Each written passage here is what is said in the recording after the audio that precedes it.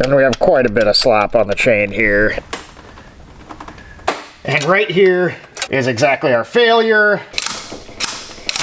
Welcome back to the Lost Cause Ranch. That is right, today we have the long-awaited video that you guys have been requesting. We have Merlin, the 5-liter V8 LR4 that was donated to the channel. It's a 5-liter V8, you know what's up. This one needs timing chains. And today we're gonna go through the entire timing chain replacement, even seeing why these things fail. There is quite a bit that goes into getting these guys to this point with fresh timing chains. For a quick recap for those of you who have not been following along, we here at the Lost Cause Ranch play with a lot of Land Rovers, and we have done numerous 5-liter timing chain jobs because numerous of them need it. But the one behind us here is Merlin. This one is a 2011 that was donated to us on the channel, and I'll link all those videos of us towing this back from Tennessee to Iowa with another LR4 that we also previously did timing chains on. But we are sorting out this 183,000 mile Land Rover, and we're gonna sell this off, and we're gonna split the proceeds to a couple charities and back to the previous owner that was so generous to us here. But for this to be good for the next owner, we need to update the timing chains. But let's dive into the 16 hours of fun that this project takes. Here is my... Well, we got a little mud spray on Merlin, thanks to the Kalahari. This is the last time we'll have to start the LR4 on the sketchy chain setup. It'd be pretty ironic if it broke right now, so let's hope it doesn't.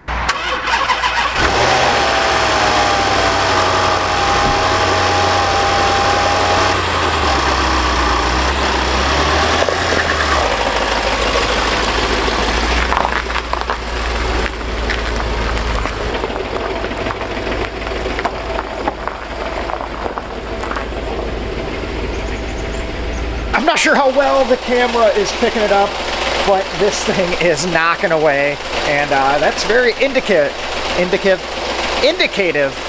of loose timing chains on these 5-liter V8s. That's just stuff slapping around on the inside there.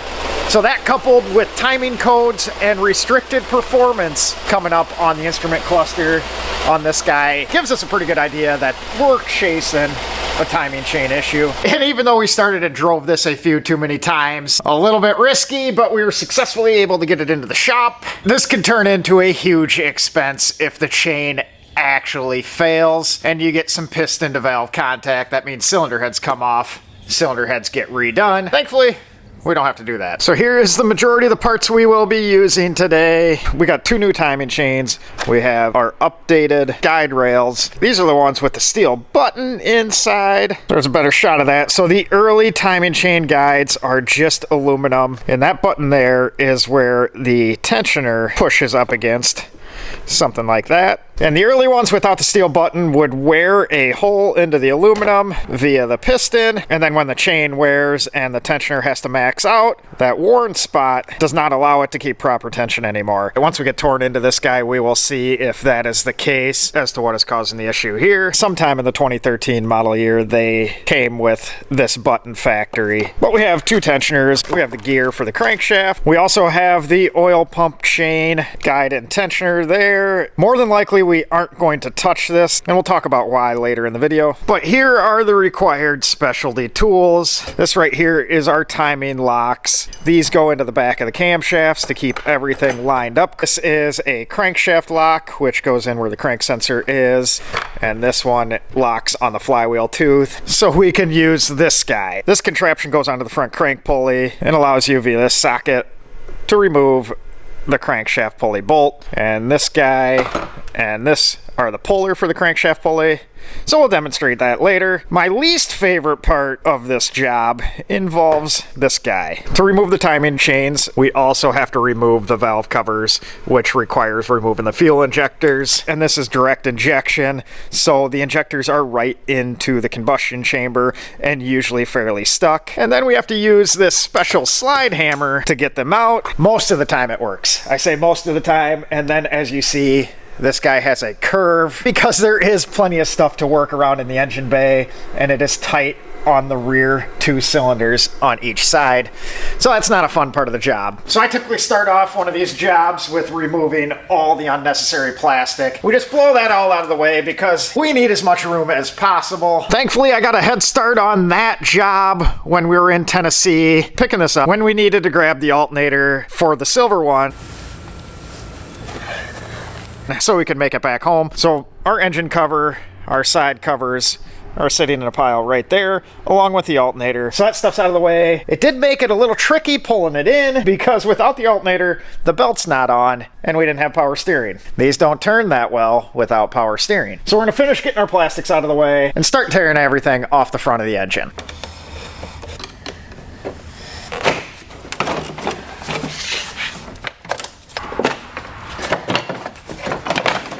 After those, we would typically take off our upper fan shroud, which is already off. That just unclips. Gives us room to access the fan.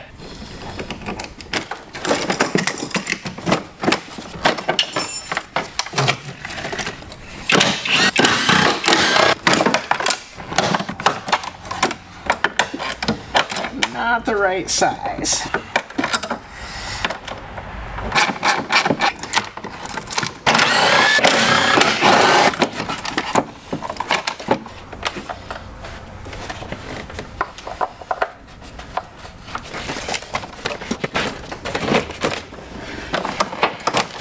So next up is the fan itself. This one is probably going to come off fairly easy because this just had a water pump replaced in it, so this hasn't been on that long.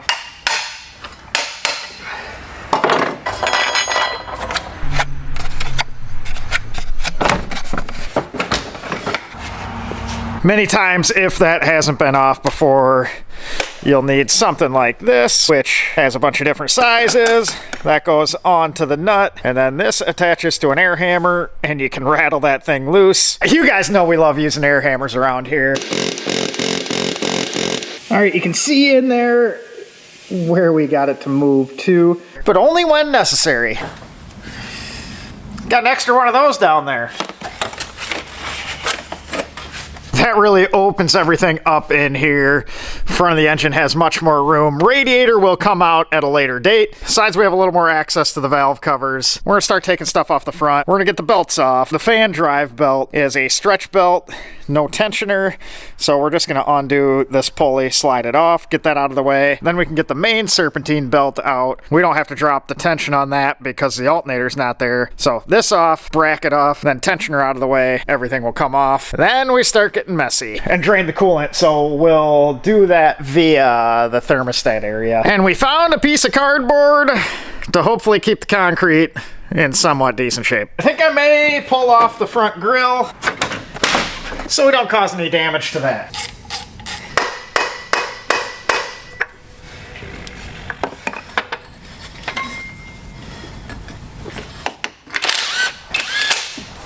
Shorter socket. Let's try this again. Much better.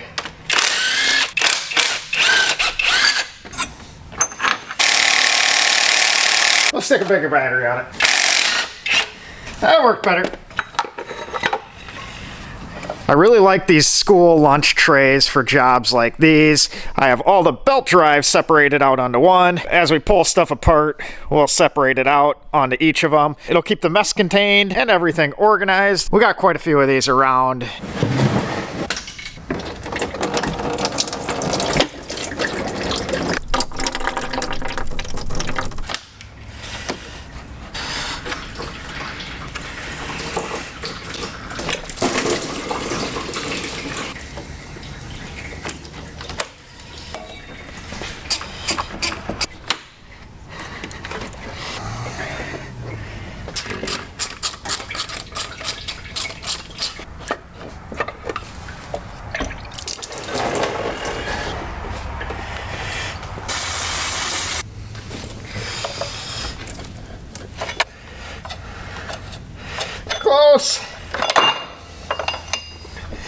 Power steering pulley has to come off as well. It sits over top the timing cover on the driver's side. We have everything off the front of the engine, minus the crank pulley, but we will do that in a bit. We're gonna get all the connectors undone for the wiring harness and those tucked out of the way, and then we'll work on the valve covers.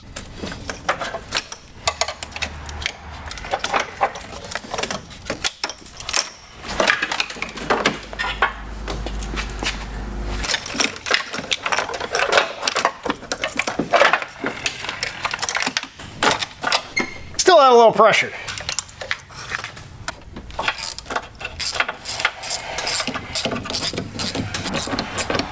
Now, if a guy was lucky, he'd pull this fuel rail out and all 4 injectors would come with it, but that's not going to happen.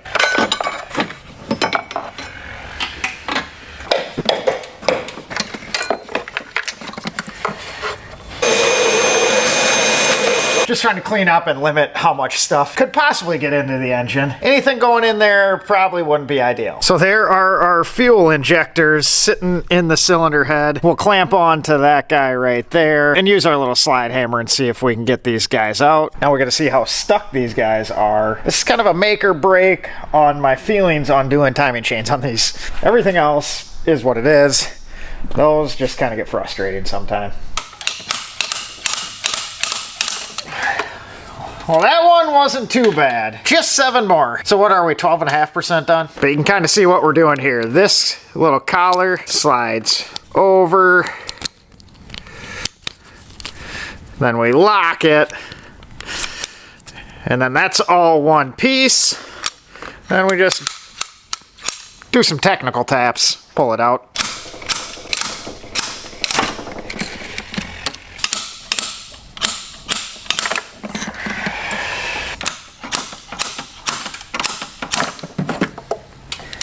Now that went extraordinarily well. That's a good sign on how the rest of this is gonna go. It's coming apart pretty nicely. It's always a good thing when you don't have to fight the injectors on these. 50% done, 4 more to go. Probably shouldn't have opened my mouth. This side, the last one, is the tightest and hardest to get to as well. Great.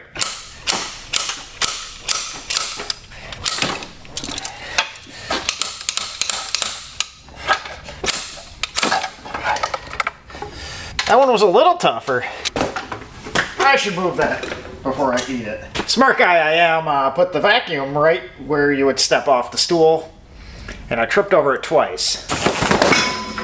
Once apparently wasn't enough for me to think to move it. How did you crack your head open, Joe? Well, I'm not sure. Oh,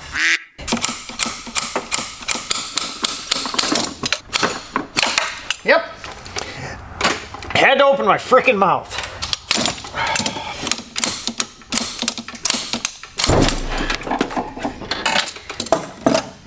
How'd that happen?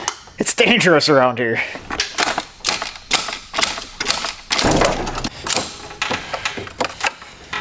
Woo!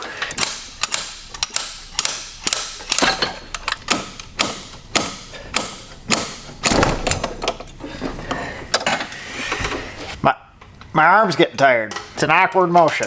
Must not have practiced that motion enough. Why is it always the last one that's the most awkward to get to, the most stuck? Gotta be something about that. Woo! That right there is a good feeling. All right, so now we're just gonna rip both valve covers off. And then we can actually see the chain condition and what's going on in there. The front bolts aren't too bad on these, but it gets a little tight in the back. The passenger side cover is much easier than the driver's side because these cylinders sit a little more forward and we got a little more room to access the rear bolts. So we'll do the easy one first.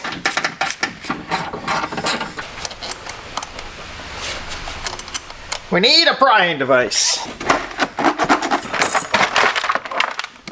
Well, here is our first look at what's going on inside. And at least on this side, we aren't too loose. So nothing alarming so far. And for 180,000 miles, everything actually looks pretty nice in here. We're pretty clean. I imagine this had a decent oil change regimen throughout its life. So our biggest issue on the driver's side is the clearance with the AC lines. We could remove them, but we're going to sneak it out without it. It's kind of hard to see back here, but there is some sheet metal structure attached to the firewall, and that wraps pretty tight against the rear there.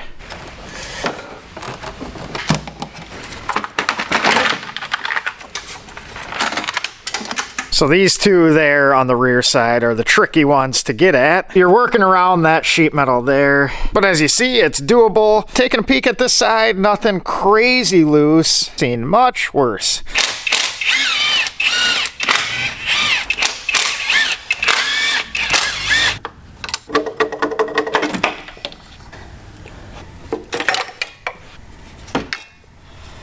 Well, the chains are still attached on both sides, but I think we may have found where some of our deviation is coming from. We got a little extra play on the passenger side.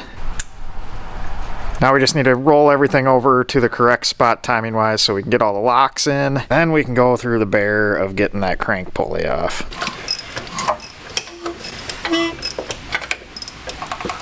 Now we got some slack. So rolling the engine over to top dead center, we move the slack, and you can see that is probably our issue. That much play might throw the timing out of whack. So now we just need to get the engine locked down, and for that we're going to start on the driver's side, the crankshaft sensor. With it being underneath, I may or may not be able to get a good shot at that on video, but I'll kind of explain it. We remove the crankshaft position sensor. With that out of the way, we have this special lock. You can see it's got a square peg, and that'll sit into a notch and lock the crank in the correct position. Then once we have it locked in the correct position, on the passenger side, we will remove the starter, and that will give us access to install this tool. This bolts on and slides in where the starter goes, and this tooth there engages in the flex plate. That'll lock that crankshaft in place, and then we can remove the front crank bolt, which is a little tight. It's gonna probably take more strength than Joe has. We'll use a little mechanical advantage and some leverage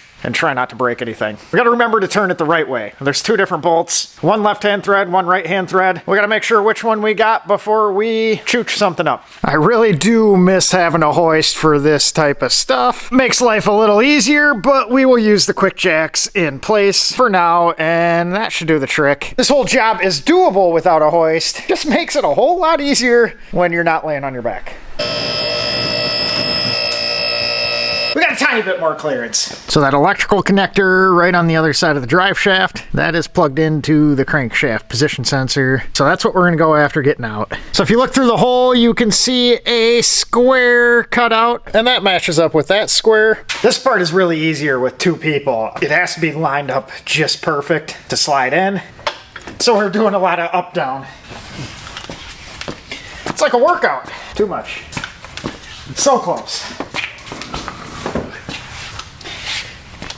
This isn't getting old.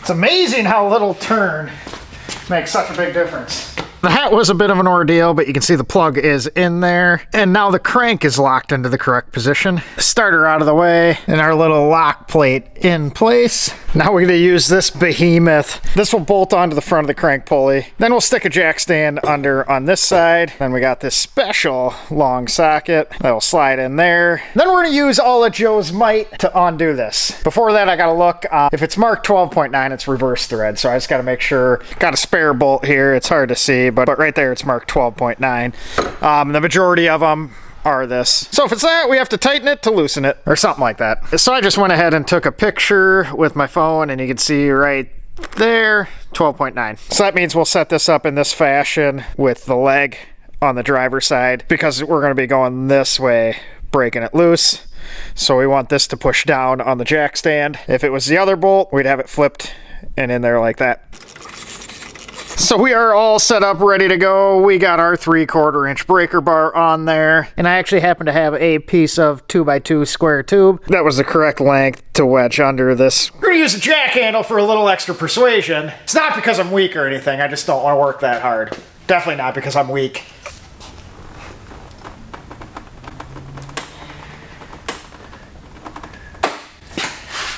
I'm shaking because it's easy, not because of the effort. I really hope I'm turning the right way.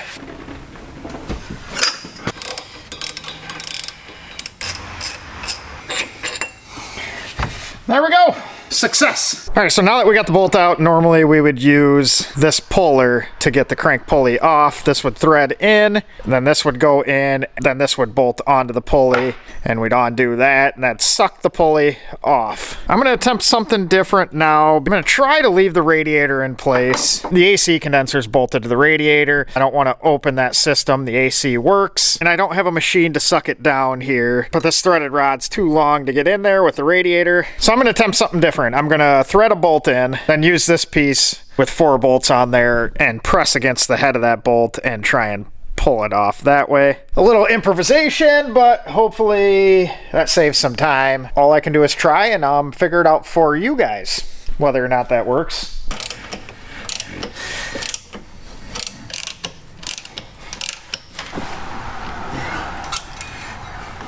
It worked. It was a little more cumbersome than the actual tool, but we got it.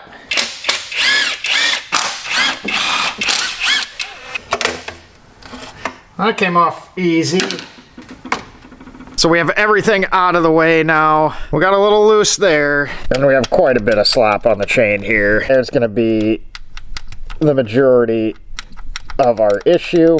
The driver's side's not quite as bad, but it's still got more than ideal. So the passenger side is the front chain, so that'll come off first. What we went ahead and did is got our lock, this guy, in place. There's a slot in the back of the camshafts that these go into. We just need to get it on the driver's side now, which is, like I've mentioned, tighter.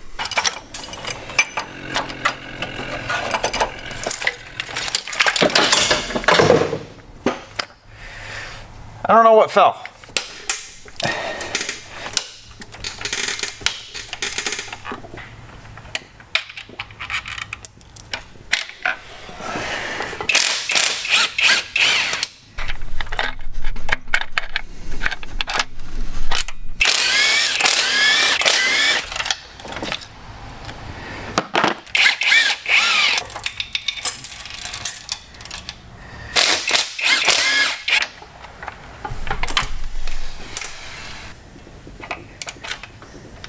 And right here is exactly our failure on this guy.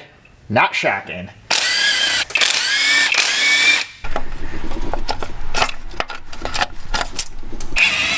This one's extremely gunked up, but yeah, there's usually some sort of gunk on these cam actuator gears. We'll clean that out. Another stuck one. It's almost like tar.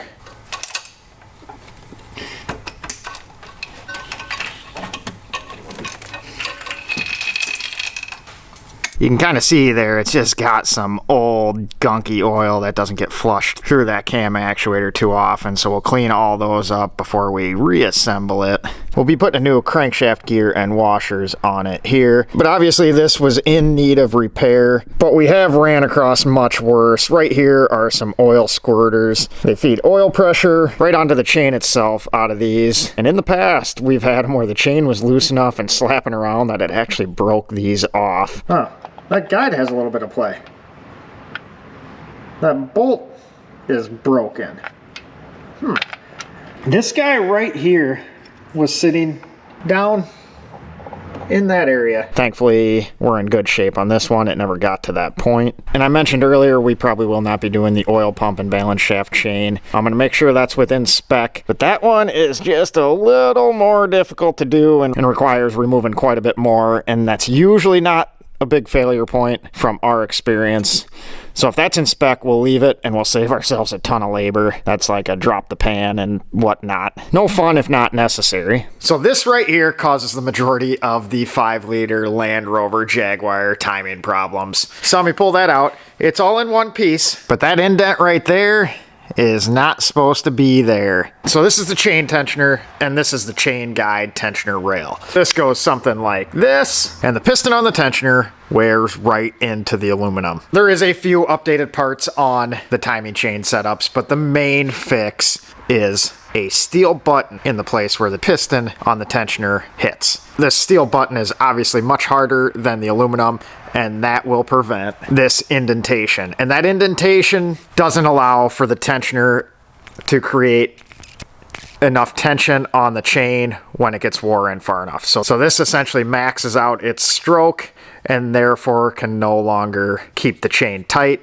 because there's no more pushing out and putting pressure on the chain. I'm not going to pop the pin on this one because I don't want to have to reset it, but this is the new chain tensioner, and as you can see, that has changed as well. There's some internal changes, but on the piston, this is flat and wide. This has a little indent. I don't know exactly what the purpose behind the change is there, but I imagine there is a need for it somewhere. But this engine here is why I preach to decrease the oil change intervals from the factory recommended. I think it was like 15,000 miles. It changed over the years, but I think it was like 15,000 mile oil change is what they recommend. You take it to the dealer and have this serviced, they're going to tell you to go 15,000 miles.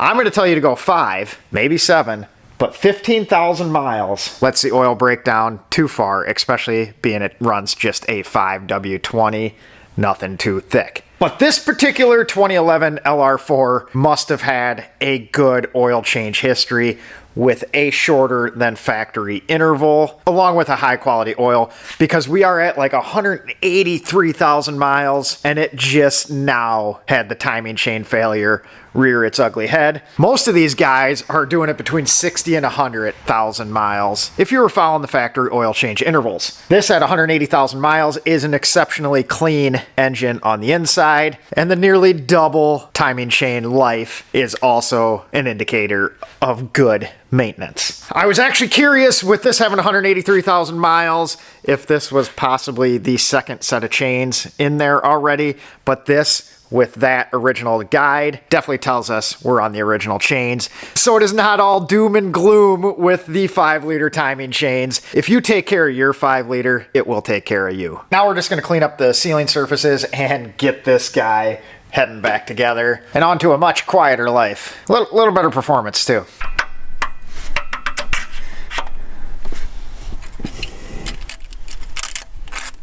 Went ahead and cleaned up the cam actuators as well. So these are ready to throw on. This is the part where it can all go sideways and we mess up the timing. So we have the camshaft locks in the back. Those guys with the wing nuts. And those go into the slot on the back of the camshaft. But before we go any further, we went ahead and bolted this piece on, which has a 1/2-inch drive on it. You use this along with a ratchet to rock the cam back and forth as you tighten that wing nut down, and that'll cinch that plate that slides into the slot on the back of the camshaft tight, and that locks the cam into the correct spot for the timing. We did that on all 4 of these guys. So that, coupled with the camshaft lock in where the crank position sensor was, locks everything into the needed place. If we don't get these cams just right, when we go to turn the engine over, we could be tooth off. And if the camshafts were off in relation to the crank and we didn't remedy that before we put it all back together, we would get a camshaft performance code and thrown back into limp mode, check engine light, not the correct amount of power, and all this would be for naught. So this is the point in this job where you just got to make sure no distractions and get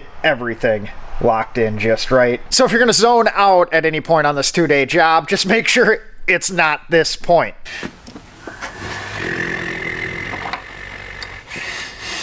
So when we're putting these on, we just are going finger tight with the bolts. Once the chain's on, we're going to pre-tension the spring on the gear, so it's not going to get torqued down until that point. That's going to be a 2-person job, and that's a critical part of this job. So finger tight, we just don't want them to fall off, and we want them to stay in place while we throw the chain on.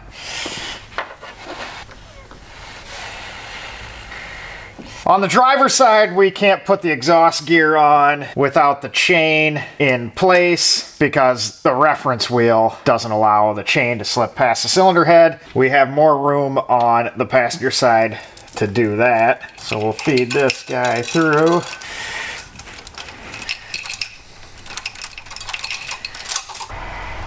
So we have some notches on each gear, and those correspond with this paint mark on the chain there. So we line that up and also line it up on this side. Then we can start slipping our guides in.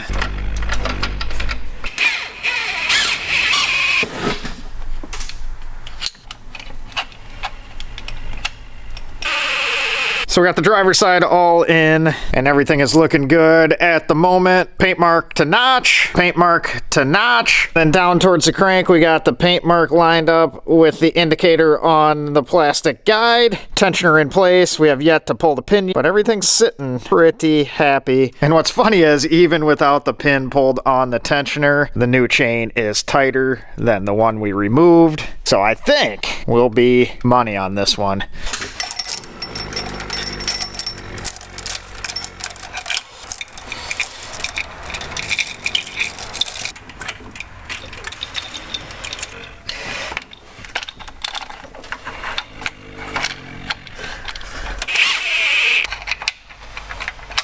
I accidentally bumped our pin and pulled it and set the tensioners. We weren't ready for that, so we're gonna have to get that back.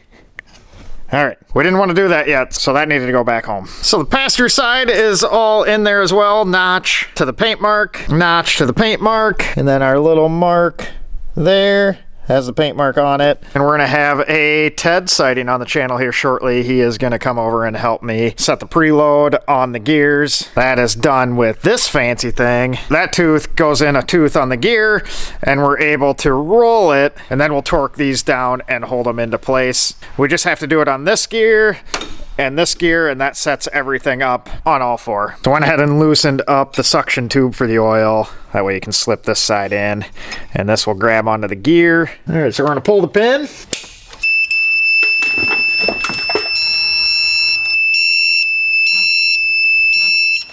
Probably driving Sasha nuts.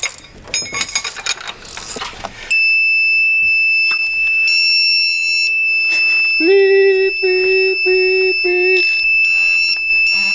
We had another special guest make an appearance. She had to see what was going on. Had to make sure we weren't messing anything up. She's not too happy about the temperature though, and I think she's ready to go back inside. Okay, now that we had our torque wrench beep off competition, where we found that the Snap-on one has a much more pleasant beep than the Harbor Freight Quinn, we can pull all our locks, including the rear ones, and the flywheel lock, and the crank lock. Then we'll spin this guy around, and if we did everything right, it'll still be in time. I've been known to mess up things before though, so we'll see.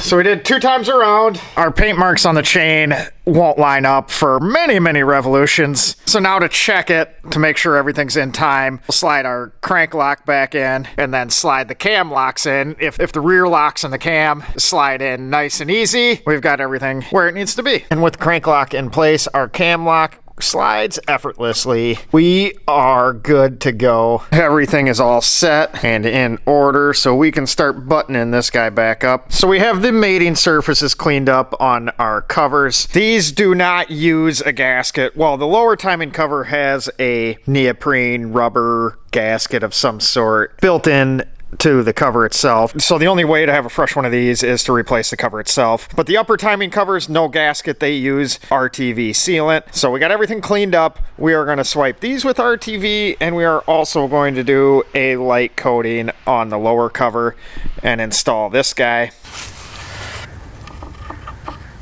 Now with RTV or silicone sealant, you never want to go super thick on the mating surfaces. If you put too much on the mating surfaces, it'll squeeze out and end up in the bottom of the oil pan or in one of the oil ports, wrecking havoc. We don't need the pickup tube full of silicone. I mean, no one really needs that. Not just us. We ran some Scotch-Brite over the mating surface, hit it with a little brake clean, make sure it's all tidy.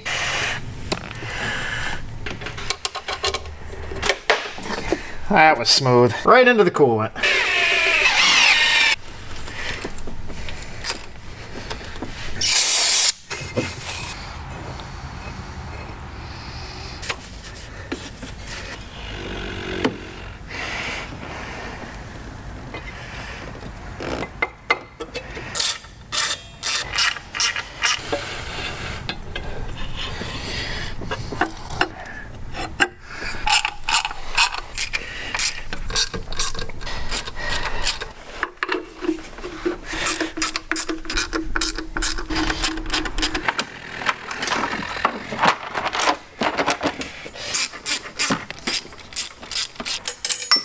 Really? We just lost the socket. Found it.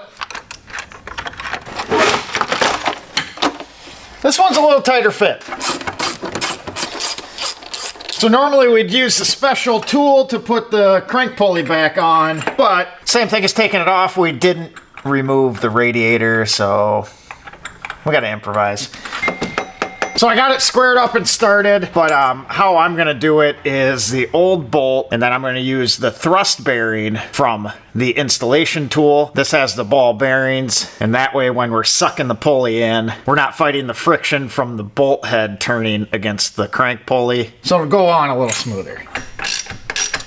And while we were in here, we did put a new front crankshaft seal in. It'd be silly to do all this work and not replace a $25 seal. You'd have to go through the process of getting this crank pulley back off to do it, and no one wants to do that again. So being we are tightening the crankshaft bolt down, we had to flip the tool to the opposite side. Now we need to get our strength back out. So we have all our locks in place, and this bolt requires 200 Newton meters to start, which isn't too bad. So that wasn't too bad, but now we got our jack handle back out because after that 200 Newton meters, we need 270 degrees of rotation on it. That's gonna do the whole torque to yield thing. That's gonna take some effort. So we went back to the 3/4 inch breaker bar.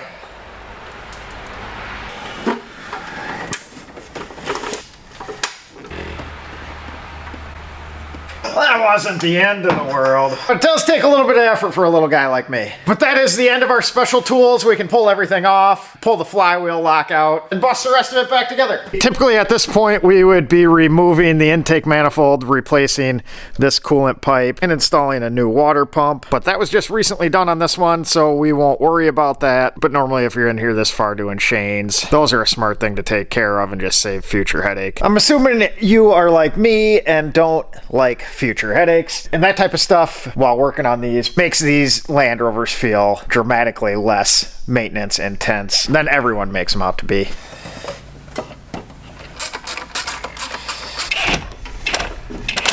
And then we'll throw the socket, but no, we'll torque those guys down once the belt's on because everything will stay in place and it won't spin around.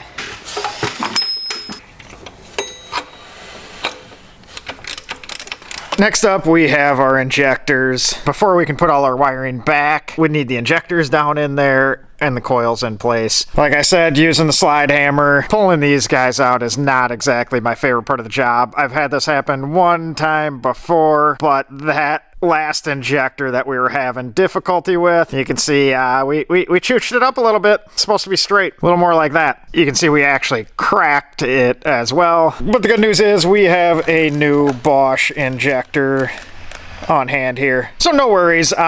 Things happen, I guess. The only other thing we need to do is get new seals on the tips because these seal against compression, so we want those fresh and sealed up. They will look like that guy.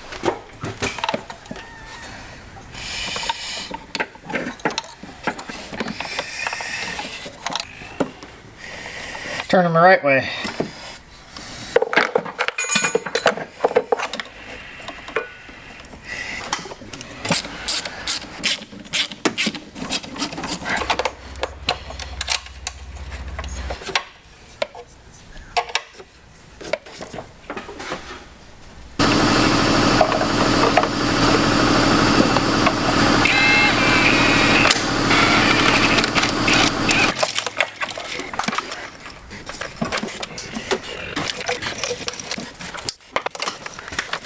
And we got a little bit of snow today. It's a good thing I picked up the rest of the insulation. I should probably get that finished. Like I said, apparently I don't think winter's gonna come every year because I'm never prepared. We have most of the front buttoned back up. All the cooling lines are back in place. Both belts are on. We just need to get this guy back in place.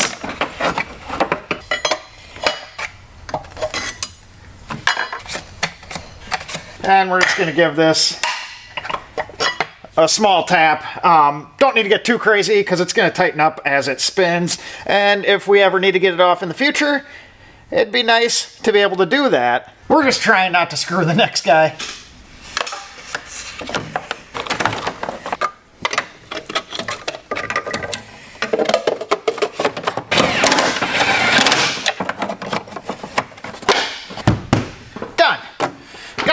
blood on my hands though. It's getting rough around here.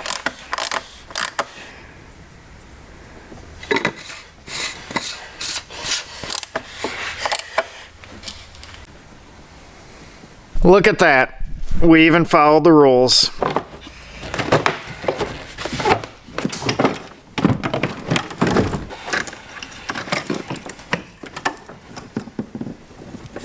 We have one thing left to do. Okay, I guess we have two things left. Should probably install the starter again. May help. So we got that guy tucked back in. I think that's kind of a key component to starting the vehicle. The tires are still in great shape.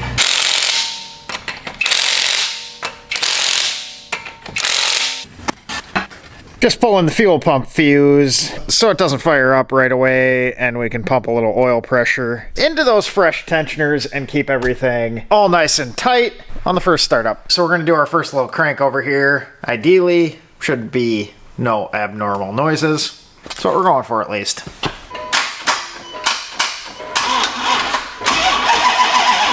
All right, so we turned it over some. I don't think anything sounded too alarming yet. So we'll pop the fuse back in, see what happens. So if we did everything correctly, this should be uneventful.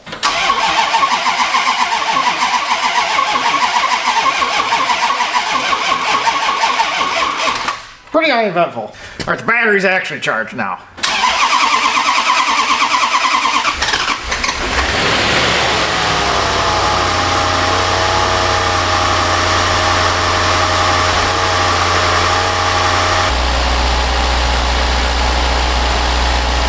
Now, how about that? We don't even have all the engine covers on, and that is a good sounding 5.0. Still need to put this one and the main engine cover on.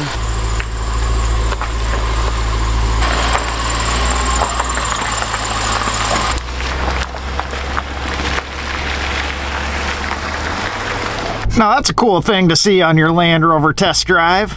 That's probably my favorite color on the new Defender. See, for you guys in the rest of the world, we're in Iowa, so new Defender spotting is still kind of neat. We have a lot of Suburbans. We need to fix our tire pressure, but this thing is pretty smooth driving. I have to say it's quite a nice rig for having 183,000 miles. Engine is happy, and we didn't even do too bad a job. Mess contained. A little bit of cleanup to do. So we are all buttoned up, cleaned up. Although it is much more enjoyable doing these in the shop with a hoist. Well, we're in a shop. Just without a hoist, there is proof that it can be done on the ground in essentially a one-car garage space. It's a little bit messier, not quite as streamlined, but we were still able to accomplish the timing chain job on this 5-liter LR4. That means all of our LR4s have updated timing chains. Yes, all of them is 2, but it's still all of them. It is always a good day when you can save another Land Rover. This 183,000 mile 2011 was almost destined for the scrapyard with a timing chain job due. At dealership pricing, it pretty much surpasses the value of the vehicle. But with that being said, appreciate you guys watching, appreciate you subscribing, and if you enjoy these things as much as I do, stick around because we'll have more with Merlin, along with some more upgrades for the silver budget LR4. I love keeping these things on the road. As always, we have plenty more in line. It's gonna be a good year.